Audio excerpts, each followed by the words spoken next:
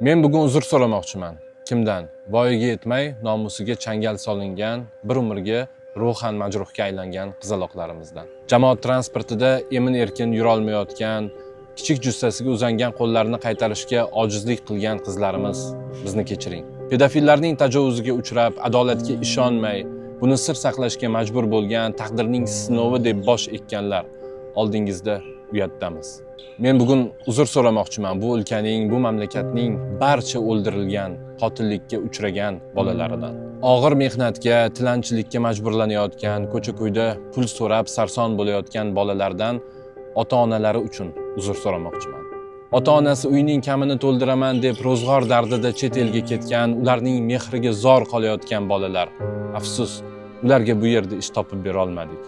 Bolaligini bolalarcha o'tkaza olmayotgan jamiki bolalar, ta'ziq, tahdid, zo'ravonlikka uchrayotgan jajjilardan, barchangizdan uzr so'ramoqchiman. Bolalar kuni bir kun emas, ularning huquqlari ham bir kunlik himoyadan doimiy muhofazaga muhtoj. Unutmang.